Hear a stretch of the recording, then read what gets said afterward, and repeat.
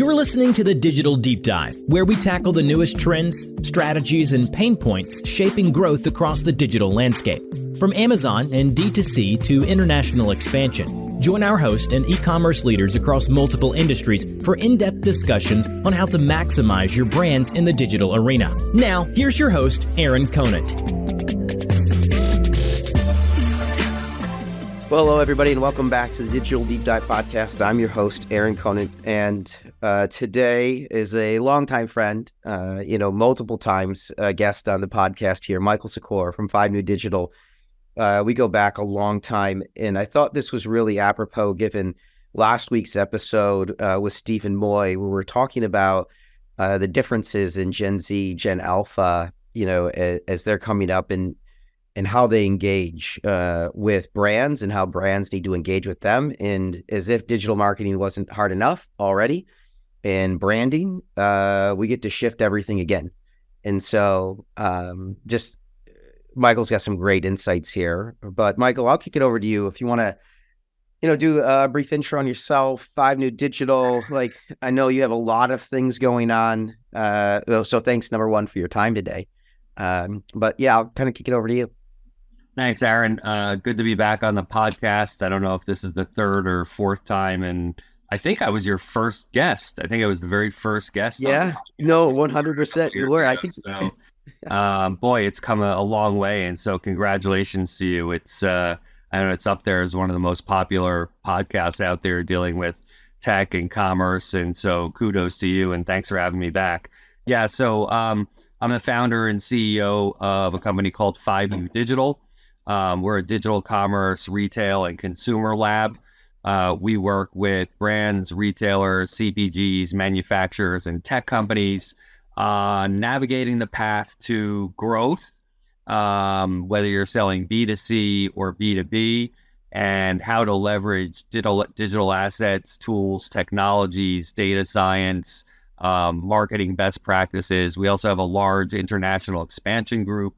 And we really focus on working with brands on practical application of new strategies, tactics, and technologies to grow their businesses while lowering their costs of consumer acquisition, or in the case of B2B companies, lowering the cost of their customer acquisition.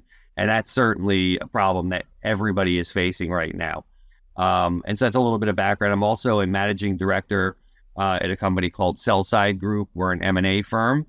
And I focus on mergers and acquisitions in technology, consumer products, virtual worlds, AI, and CPG. So you're busy. I love it. I'm busy. I love it. So this, the conversations we've had in the past, which, I was kind of mentioning at the get-go, different ways to engage with newer generations. And what we've chatted about a bunch is like immersive commerce. And if you want to kind of kick us off with immersive commerce, what it is, how you view it, how brands should start thinking about it, because I know it's top of mind. And I'll give you a little bit of what the revelation for me was just, conversations with some pretty big brands earlier this week, and talking about, well, what about gamification and what gamification means? And they flipped it to more of the gaming aspect. And we've got a group of a generation now that has grown up with Roblox, right? With it, maybe it's even Fortnite in that case, where they're actually hanging out together in a digital space, playing a game. And that's how they were thinking about gamification, as opposed to how I used to think about it. Like, how can you make this more fun and interactive?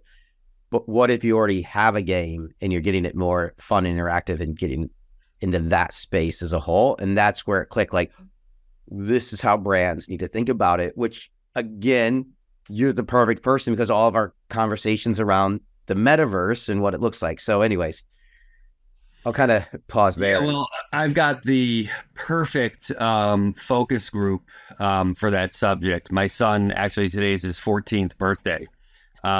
So I've watched him enter the gaming world going back about 5 years, and watched his journey in how he interacts with gaming, how he interacts with brands. He really got into Minecraft, years ago. Now he's into Fortnite and he's playing on Roblox, and it's where they socialize. It's where this group of teenagers, preteens, teenagers, post-teens, it's a key hangout spot for them. Now, interestingly, and as it relates to commerce, he and his friends also like to spend a lot of time at the local mall. And I'm starting to see a shift to, they're trying to balance this social interaction spaces between, physical environments like the mall and the gym, and they spend a ton of time on the soccer field.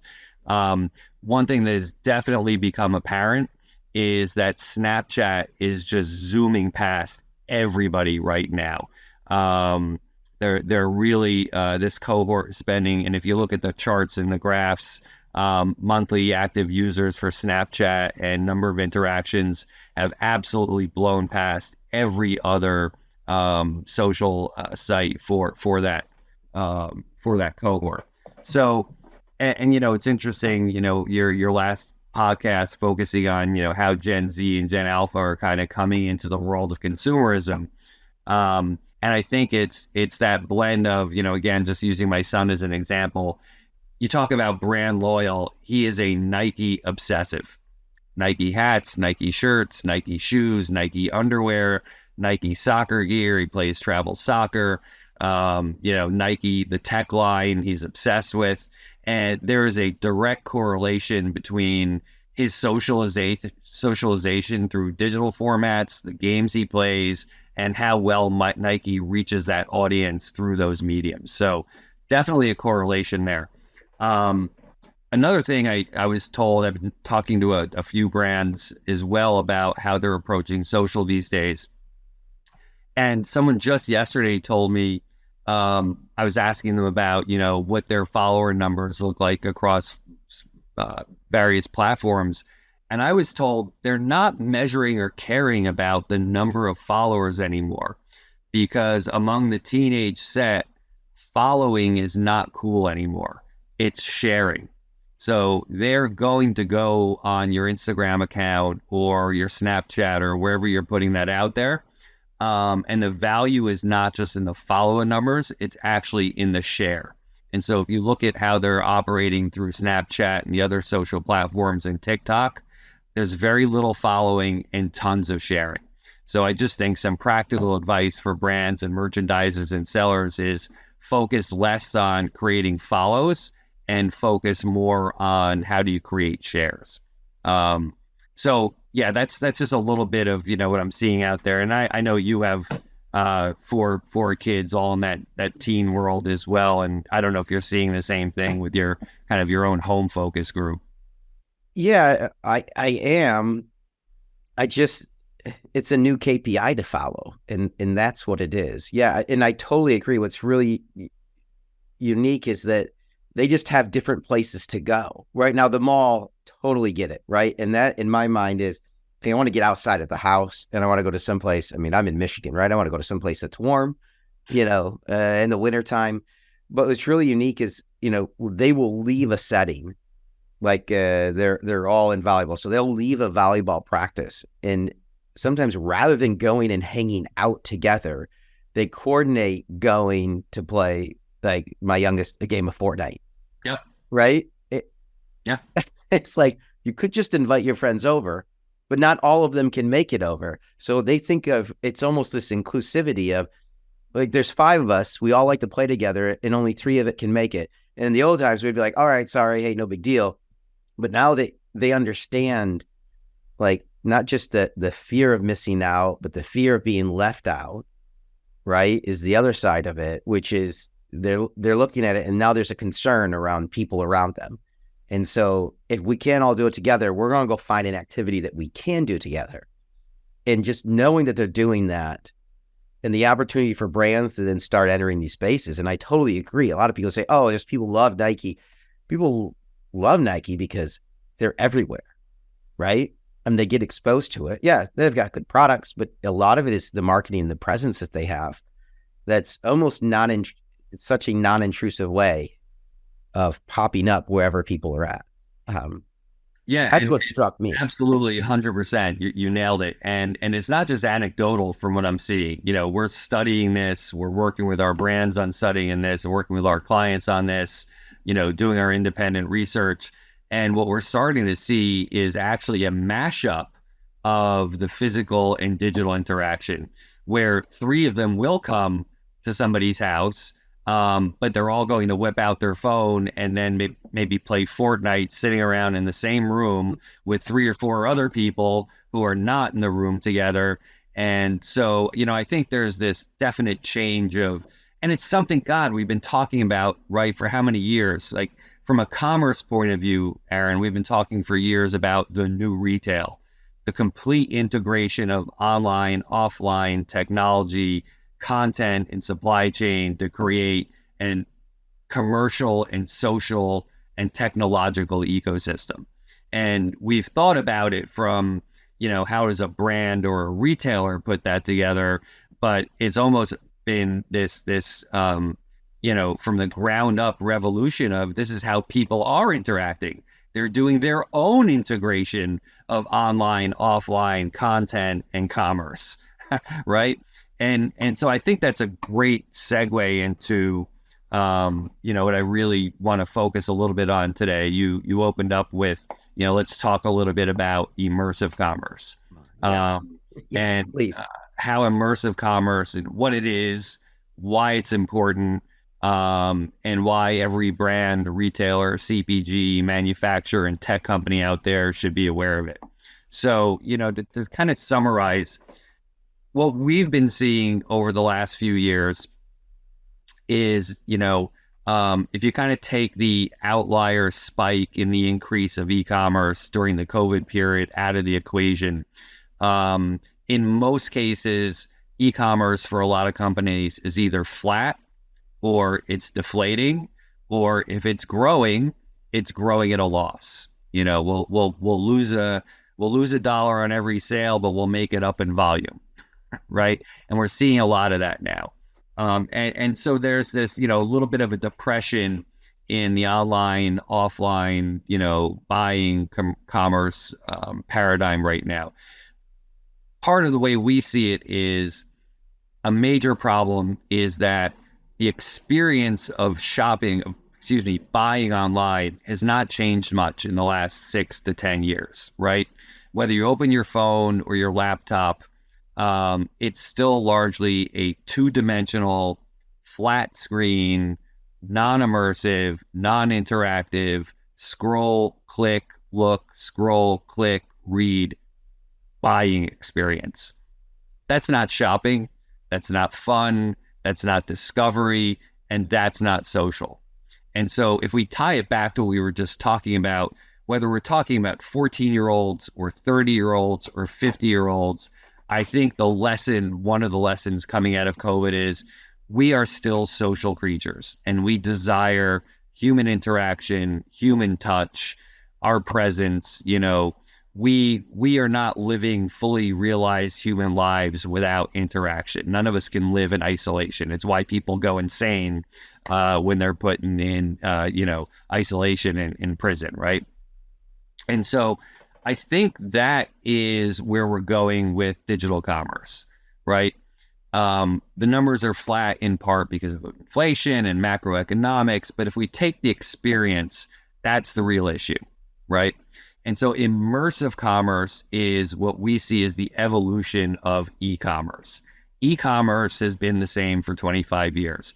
You're buying something on a screen in a flat, two-dimensional way where you're not interacting with other people. It's you, the screen, the picture, and the double click, right? Yeah, that's so true. Yeah. When we go to immersive commerce, now we start integrating things like live streams, shoppable video, shoppable blog, digital twins, virtual environments, avatars, setting up commerce sites that are social first, and then the commerce comes from that, right? The problem we've had in the West versus the East is we've tried to awkwardly bolt commerce onto social sites, where in the East, they start with commerce and they say, okay, now how do we make this a social, gamified, fun experience, whether it's group buying or live stream interaction.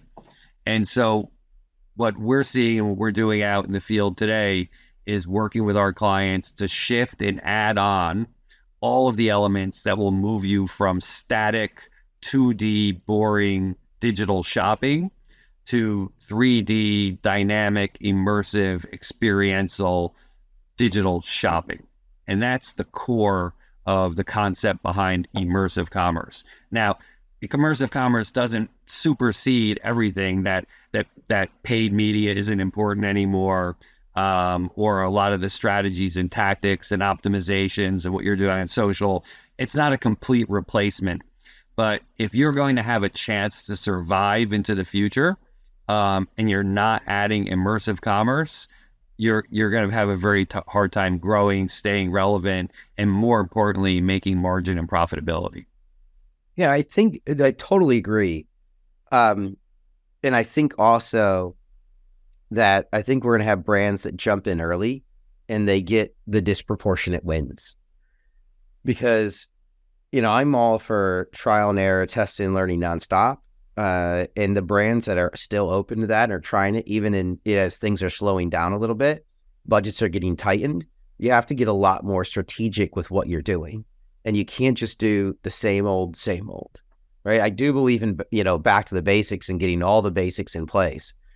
But on the front end, everything's changing so rapidly and the demands of these consumers are changing so rapidly that we have to be trying new things pretty much all the time. But what does it look like step one? What should brands, when they wrap up this podcast, are like, yeah, I totally agree. I need to start dabbling in immersive commerce was step one, I think, is what a lot of people, or what do I need to consider? Is this additional assets that I need, because creative assets are so expensive right now and they're being consumed at a faster pace. Anyways, I'd love to hear what is step one? And maybe you're like, actually, I've got 5 steps. Yeah, no, I do have some steps in mind. The first is to embrace and understand what immersive commerce is. That's number one. And understand all the tools, technologies, and channels that are there. And to understand why you want to move to immersive commerce. It's a very, very clear-cut reason, okay? Whether you're an online retailer, an offline retailer, or somebody who does both, okay? Your mission is still the same. Create traffic, create conversions, grow basket size, and create LTV, right? That's your mission. The problem is the cost of doing that has risen between 100% and 400% over the last 4 years. Okay, so cost of acquisition, inflation.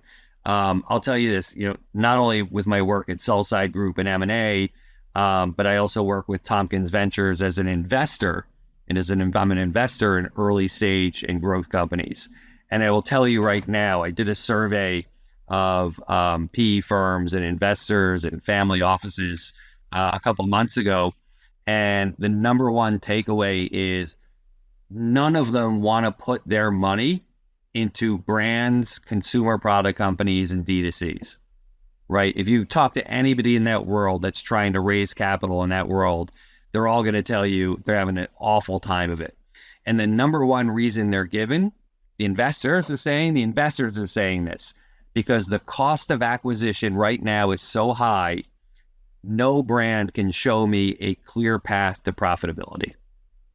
That between the cost of acquisition and the cost of supply chain and logistics, we don't want to put our money there.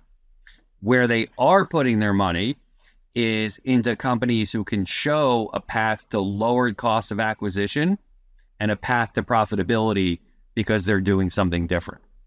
Okay, so this applies to whether you're a startup, a growth stage, or a legacy company. The economics demand that you add immersive commerce to your mix. Okay, so understanding that is number one. Number two, understanding what are the tools that you can use to lower CAC and increase traffic and conversions and ROI and ROAS. And they include everything from immersive QR commerce, live streaming. A big one right now where I've placed a lot of my bets and my future thinking on is shoppable content. Shoppable content. And the cornerstone of shoppable content is what I call V-commerce, video commerce. I don't know if e-commerce will become V-commerce or V-commerce will just become a major part of e-commerce, but let's look at a number here. 82% of all content consumed on the internet today is video. 82%. So when you're fighting for banner ads, you're fighting for page one rankings on Google, when you're paying for your Amazon marketing, you're paying for all that stuff that is completely static, that it's not video. So you're spending all this money, and yet 82% of what people are digesting online is in video. Hello. You want to go present the right product at the right place to the right people at the right place at the right time. And all of that is going into non-video assets when 82% of the content consumed is in video. So I think what companies really need to think about, the next step from immersive commerce is sitting down and saying, how do I develop a V-commerce strategy? And you can think about there are like 3 or 4 species, 3 or 4 types of V-commerce. The most well-known at this time is live streaming commerce, where you're having a set date and time. It might be LVMH dropping a limited edition set of bags, all sorts of live streaming. I don't think I need to explain to people. It's been around long enough. It's growing quickly. Another one is shoppable video. And I think this has a chance to actually equal or exceed the potential of live shopping. So there are companies out there that I'm working with that are my clients, or that are part of what we offer at 5 New Digital now, that can make literally any video shoppable. You can send them a 5-minute homemade clip from your iPhone, and within a couple of hours, they can insert the product page, the products into your video in the top left-hand corner. People are watching the video. They click on the image. They get a product description, some pictures, and a buy now button, right? So just think about the power of shoppable, and you can put it anywhere on your website, in marketplaces, in your social, and it's up and running 24/7. It's not appointment viewing. And the cool thing is you never have to leave the video to actually make the buy. So live streaming, shoppable video. Another thing that we're seeing is this mashup between marketing and commerce videos, right? So you're actually combining the two. You're doing a marketing video that offers the chance to buy in real time as well. And so those are 3 of, maybe 4 or 5 key video tools and channels you can use. And why would you not want to do it? Well, we see that conversion rates on live streaming, rather than being 3%, are usually around 15, 20, 25, even as high as 35% conversion rates. Return rates are 50 to 60% lower on video. We've also seen research internally that we've done, and some from big consulting firms, and Coresight has done some work on this too, that consumers report that 82% or 84% of the purchase, no matter where they make it, whether it's in a physical habitat or a digital habitat, were influenced by a video, right? Yeah. So I'll give you an example. We got a new Ford Explorer, and we had to buy the mats for the back to protect the floors and the back and everything to protect. And I went shopping digitally for these mats, and the brand and the company I ended up buying from was the company that ran videos showing people using it, installing it. And so ultimately, aside from price consideration, my purchase decision was made with company A over company B simply because they had a video. And so that's the other thing. So we look at live streaming, shoppable video, marketing, commerce, mashups, and video explainers. Conversion rates are through the roof with all of them. So, kind of in summary, immersive commerce, experiential commerce, and by the way, shoppable content in general, what Goop is doing, what Glossier is doing, this is really the key to getting back to margin and getting back to profitability, attracting investment, and, justifying the spend you're making on CAC. Yeah, I think one of the thoughts out there, though, is that video in the past has been so expensive to create, and that this is raw, authentic, just almost UGC at times content that's created, that's being used. And it's not all of a sudden a massive photo shoot, a massive video shoot, and all the cash that pours into that. And the other side of it is, when we're talking about this, I know video reviews, right? I totally agree with you. This immersive space where in v-commerce is pouring its way. I mean, I think primarily thanks to TikTok, obviously, and YouTube, that people like short form, quick content as a whole. And now we're pushing into video reviews as a whole. People don't want to read anymore, right? Just, I want to see it, and I want to see somebody talking about it. I want to see them holding it in their hands. And is it the right color? Is it the right functionality? Is it hard to open? Are they sincere? Then you sold me. 82% of internet content consumed is video. Like, how many times can we say that, right? And so to that point, we're talking about these consumer journeys. The biggest fear, I think that's just belied by the evidence, is that video commerce and video is expensive, hard to do, and time consuming. I could name any number of companies. There's a company out there called Play, and they make it easy for anybody in your office within 25 to 35 minutes to make a professional 2 to 5 minute video, right? It's in your hands. There's another company out there called Shopsy. They can take any video that you produce, whether it's existing video, existing clips, or something you want to shoot on your iPhone, or something, with a more professional camera, and within 2 hours make that video shoppable for you to paste on every single thing that you do. So this idea that, doing video is expensive, time consuming, is just silly. It's just not the case. And so, people do ask me what's one of the things that's holding video commerce from breaking through even larger. It's simply this misconception that it's time consuming and expensive. It's not. The tools and companies to do it are out there. We also need to be pushing and enabling our marketing and our content generation teams to be actively going out and searching for these new platforms. Because I know there's a proliferation, a year and a half, 2 years ago, as all the PE VC money was pouring into all this tech. Well, now as it starts to get held back, not just like on the brand side, like you were mentioning, but I mean, people are really looking for any tech that's popped up to be post Series A and profitable to get the next round of investment.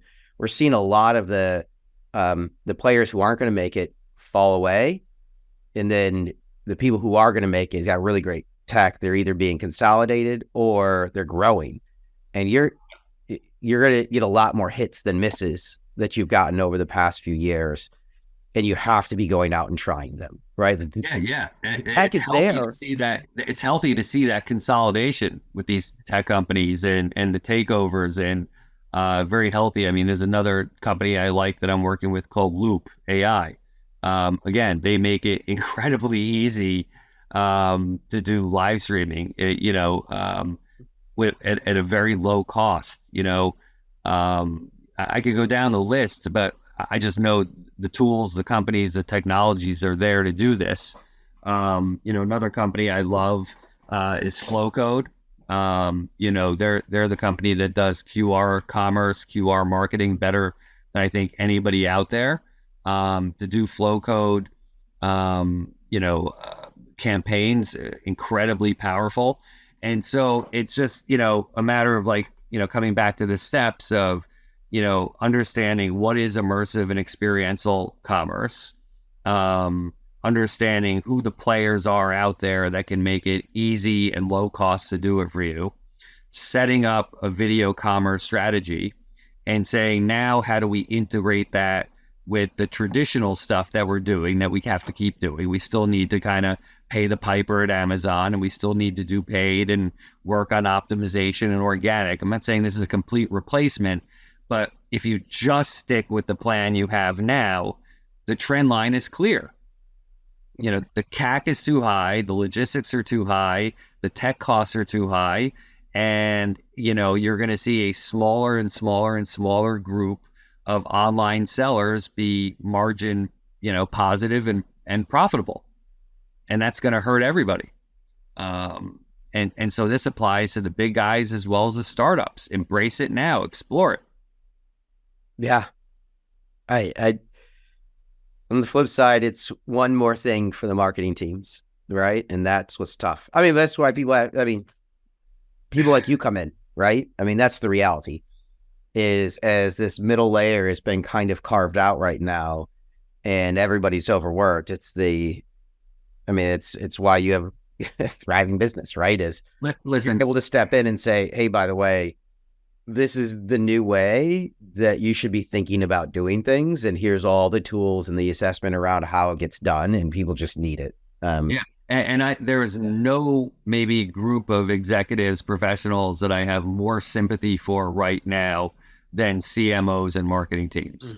Right. Totally agree. They're being asked to do things, and a number of things that no one human being or two or even five can do. The amount of information there is to absorb and apply, the strategies, the tactics. I mean, if you look at, job descriptions that are being put out there for CMOs that are 7 pages long and, require you to be an expert in everything from Newtonian physics to, to the shop, the doll buying habits of 12-year-olds and everything in between, it's crazy. And so trust me, that's who we're out there serving, those CMOs, those CDOs, those CTOs, who are so overwhelmed, they may not be seeing, the changes that are happening on the edges, right? And change can come from top down, bottom up, but the greatest change always creeps in from the edges. And, if we can help illuminate where those changes are. And like you said, you're saying it's one more thing to add. I'd say, well, take a look at what you should be eliminating. Yeah. Why are you wasting so much of your ad spend on, digital media that doesn't produce ROI or ROAS? Why are you, so I think it's less than about, adding. It's more about what can we eliminate and replace to get the job done right. Awesome. Well, Michael, thanks for your time today. This went by incredibly quickly. Thanks for all the help you're giving all the brands in the network. Really appreciate you and all that you do for it. And I know I'm going to let you get on to your next meeting and help out some more brands. But again, thanks so much for your time today. Any last key takeaways as we wrap up here? Yeah, I think the big one for me is that e-commerce is undergoing a disruption, revolution, and evolution that is akin to the disruption and evolution and revolution that e-commerce foisted on traditional retail over the last 20 years. And if you're not paying attention to where consumers are, if you're not paying attention to the fact that the funnel model is disintegrating before our eyes, if you're not paying attention to the fact that people are tired of two-dimensional, non-immersive, non-human touch digital shopping, if you're not paying attention to how you must integrate a singular experience between online and offline, then you're sitting in a tough position. And I would encourage you to think about those things for the next couple of quarters and the years ahead. Yeah. Awesome, my friend. Well, thanks so much. And with that, we're going to wrap up this episode of the Digital Deep Dive. Thanks, everybody, for tuning in. Thanks, Michael. Thanks, Aaron.